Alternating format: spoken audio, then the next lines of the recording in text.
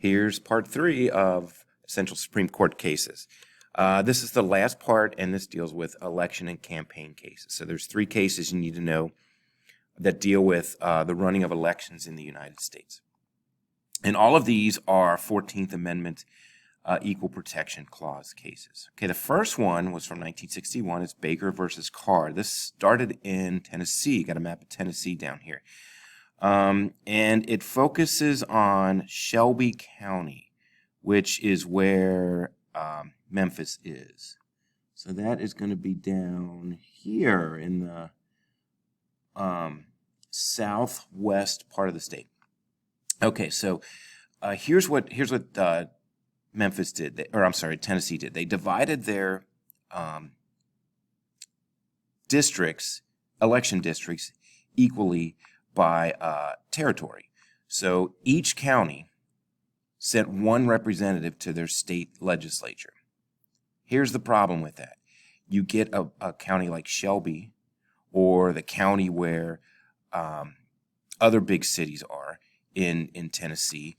Is that fair that, you've got 1 million people in Shelby County, and then out here in Haywood County, you've got like maybe 4,000 people in the entire county? That is not equal representation, because that one representative at Haywood County here represents 4,000 people. Those 4,000 people can have a lot more influence over, and I'm making these numbers up. They can have a lot of influence over their legislator, whereas in Shelby County, let's say there's 1 million people that live there. Each individual has less of an influence over their legislator. So there were many rural districts with a much smaller population. And this guy named Charles Baker from Shelby County sued and won. He said this violated the 14th Amendment's Equal Protection Clause. You're not giving equal representation to every citizen in the state of Tennessee. So the Supreme Court of the United States agreed with him, and they came up with the idea of one man, one vote. Okay, so every vote should be equal. So rather than dividing it up by county, what Tennessee is going to have to do is they're going to have to reshuffle their electoral districts to make them roughly equal in population. And that's what every state has to do, and that's what the federal government has to do as well. Every time there's a census taken, so we just finished the 2020 census, what will happen is the electoral districts for the House of Representatives will change. Ohio will probably lose a representative, will lose a district, and then a place like Arizona or Florida, where people are moving to, their population is growing, and they'll get one of our seats. Because they have to keep all the districts roughly equal in size. So the census people will say, all right, they'll do the math and they'll say, okay, every district has to have roughly 875,000 people in it. And so they divide that by the states and so forth, and the states then figure out what their electoral districts are. So you have to do that statewide too, even though this wasn't a national office. This was for the Tennessee legislature. Okay, but instead of doing it by county, they had to do it by population now. Okay, population shifts had to be accounted for. So every 10 years or so, Tennessee and all the other states will not only switch their federal districts, but also change up their state districts too. Okay, the second one was Shaw versus Reno in 1993. I have up here, remember gerrymandering. Okay, here's what happens sometimes with gerrymandering. Under the Voting Rights Act of 1965, North Carolina created what they called majority-minority districts. So they gerrymandered. Look at this. This is a gerrymandered district. This runs in around the 5 biggest cities in North Carolina. So they created a district. By gerrymandering this district, they made a predominantly African-American district. So the black voters in that district will then send, more than likely, a African-American representative to the United States House of Representatives. Lots of states did this, and it worked.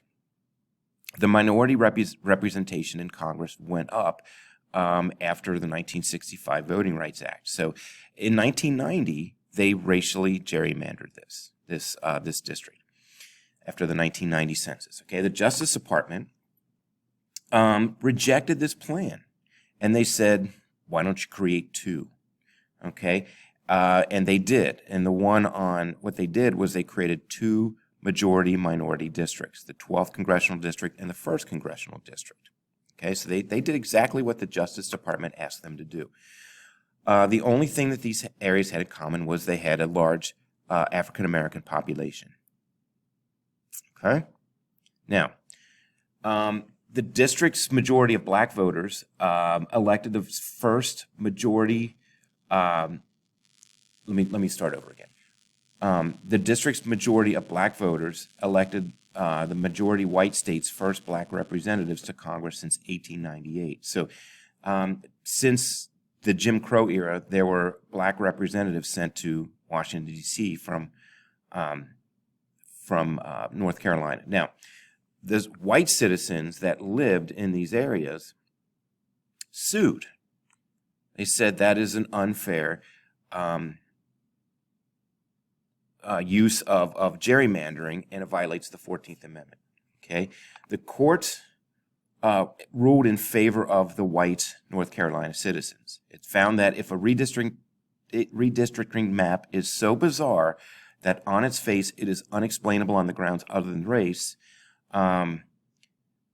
that a claim for relief under the 14th Amendment is available to the plaintiffs. Okay? And they used what they call this test. And whenever there's race-based laws created, the court will use the strict scrutiny test. Okay, it's hard to pass this test. The law has to be based on race, must satisfy three conditions: a compelling government interest, narrowly tailored to achieve that goal, and the least restrictive means for achieving that interest. Okay, the reason they declared these areas unconstitutional is because it was not the least restrictive means for achieving that interest. So this was the beginning of the court's changing of the Voting Rights Act in 1965. Okay, so that kind of weakened the Voting Rights Act in 1965. The last case we're going to look at, and the newest one, is called the Citizens United versus FEC case, Federal Election Commission. Okay, or sometimes known as just Citizens United. Okay, this was a very controversial decision. The act that came into question was called the Bipartisan Campaign Reform Act of 2002, the McCain-Feingold Act. John McCain was a Republican, Russ Feingold was a Democrat, and they put together this bipartisan act. It prohibited corporations and unions from using their general treasury to fund what they called electioneering. One of the things they couldn't fund was electioneering communications, political ads.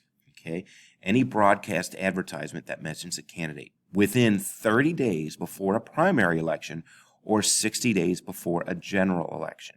Okay, so unions and corporations could create political advertisements, but they couldn't air it within 60 days of the general election or 30 days before a primary. So if Ohio holds its primaries in March, so those ads would have to stop in Ohio sometime in February, early February. Okay, we have our national election in November. Those types of ads from corporations and unions would have to stop 60 days before that general election. So that would be sometime in September, early September.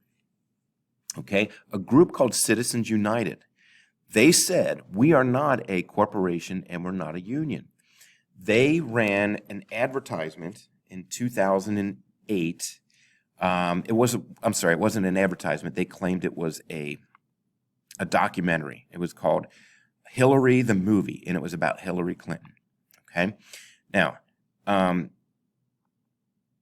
they sued because they couldn't air this around the primary election and around the general election. So even though Hillary didn't get the Democratic nomination in 2008, they said this violates their free speech, and the court agreed with them. Okay, McCain-Feingold was unconstitutional under the First Amendment, free speech, campaign spending, campaign advertisements.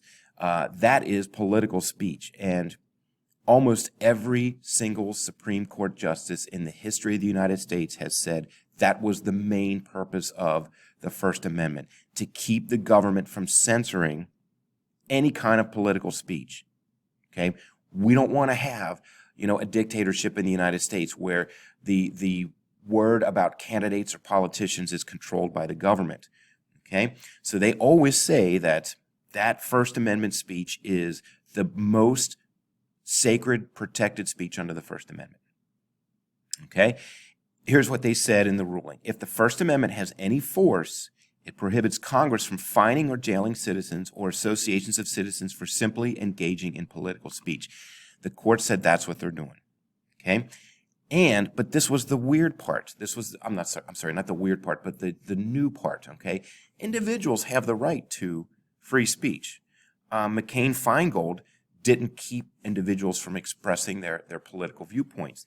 It kept corporations and organizations. And this was the strange part, is that the court ruled that corporations and organizations, so these unions and businesses, they have free speech rights that have to be recognized and protected by the First Amendment.